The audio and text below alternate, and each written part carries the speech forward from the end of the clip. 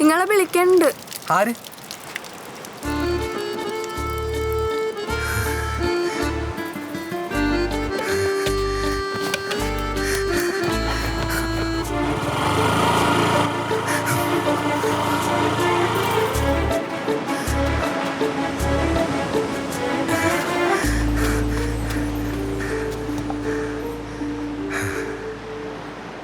എന്നെപ്പറ്റി അജ്മലിന് എന്തെങ്കിലും അറിയോ? അതിപ്പോ ഈ ദ്വീപിലെ രാജകുമാരി, അറക്കലെ കുഞ്ഞു ബീവി. പിന്നെന്താ, ഏതോ ഒരു ദ്വീപുകാരനായിട്ട് നിക്കാഹ് ആലോചിക്കുന്നു. ഓന്റെ പഠിപ്പ് കഴിഞ്ഞാൽ കല്യാണം. അതൊക്കെ എല്ലാ സിനിമയിലും ഉള്ളതാ ഇതുപോലൊരു വില്ലൻ. ഓൻ പക്ഷെ ഓടിക്കെട്ടിട്ട് പോകും. കണ്ട ഉടനെ മോഹബത്ത് വരുന്നതും സിനിമയിലല്ലേ ഉണ്ടാവുക? അങ്ങനൊന്നുമില്ല. അതിപ്പം ജീവിതത്തിലും ഉണ്ടാവും അല്ലേ?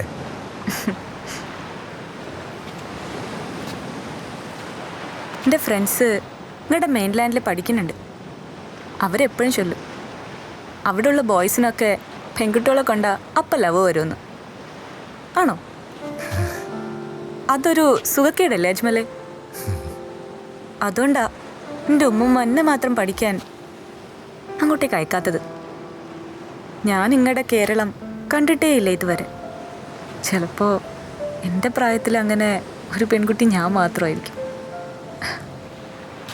ഞാൻ വാശി പിടിക്കുമ്പോഴൊക്കെ ഉമ്മ പറയും, അനക്ക് എന്താ ഇവിടെ കുറവെന്ന്. അപ്പോൾ ഞാൻ പറയും, ഇവിടെ ലുലു മാളുണ്ടാ, മൾട്ടിപ്ലക്സ് ഉണ്ടാ, മെട്രോ ഉണ്ടോ എന്നൊക്കെ.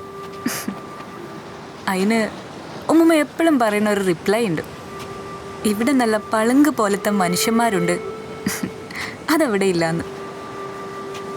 നേരാണോ അജ്മലെ? നിങ്ങളെന്തിനാ അതൊക്കെ ഇപ്പൊ എന്നോട് പറയുന്നത്?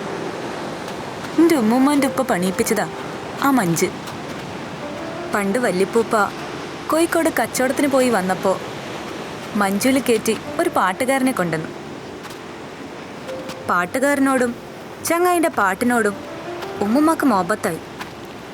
ഒരു ദിവസം മഞ്ജുവിൽ കയറി കോഴിക്കോട്ടേക്ക് പോയ ആ പാട്ടുകാരൻ പിന്നെ തിരിച്ചു വന്നില്ല.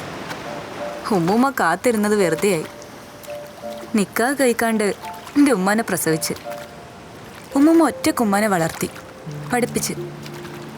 പിന്നെ മെഡിസിന് പഠിക്കാനുമ്മ മംഗലാപുരത്തേക്ക് പോയി. MBBS ഹൗസ് സർജൻസിയും കഴിഞ്ഞ് ഉമ്മ തിരിച്ച് കവരത്തിയിൽ കപ്പലിറങ്ങിയപ്പോൾ കയ്യിലൊരു കുഞ്ഞുവാവ. ഞാൻ എൻ്റെ ബാപ്പാനെ ഞാൻ കണ്ടിട്ടില്ല. ബാപ്പയല്ല, അച്ഛൻ. ഇൻ്റർകാസ്റ്റ് ആയിരുന്നു. ആരും അറിയാതെ ഉമ്മ പ്രേമിച്ച് രജിസ്റ്റർ മാരേജ് ചെയ്തിട്ടും ഒടുക്കം ഉമ്മ ക്ഷമിച്ച്. എന്നെയും കുട്ടി ദ്വീപിലേക്ക് വന്ന ആദ്യത്തെ യാത്രയിൽ പാപ്പ കപ്പലിൽ നിന്ന് കാല് തെറ്റി കടലിലേക്ക് വീണു. അറക്കലെ കുടുംബത്തിലെ പെണ്ണുങ്ങൾക്ക് അങ്ങനെ ഒരു ശാപം ഉണ്ടത്രേ, കരയെന്നുള്ള ആണുങ്ങൾ വാഴൂലെന്ന്. അതോടെ എൻ്റെ ഉമ്മൂമ്മ ഒരു ശപഥം ചെയ്തു, എന്നെ മെയിൻലാൻഡ് കാണിക്കുകയില്ലെന്ന്. ഇപ്പോൾ ബേപ്പൂരിൽ നിന്ന് ഒരാൾ വന്നിരിക്കുക മൊഹബത്തുമായിട്ട്. പണ്ടത്തെ ഏതോ സിനിമയിലെ കഥ പോലെ ഉണ്ട്. എന്നെ വിട്ടേക്ക്. എന്നിട്ട് എൻ്റെ വല്യപ്പൂപ്പാൻ്റെ മഞ്ജു നന്നായി പണിഞ്ഞ് നിങ്ങളെ ബേപ്പൂര് തിരിച്ചു ചെന്ന് നല്ല മൊഞ്ചുള്ള കോഴിക്കോട്ടുകാരത്തിനെ നിക്കാഹ് ചെയ്യും. ആ ഫോട്ടോ ഒക്കെ ഡിലീറ്റ് ചെയ്തേക്ക്.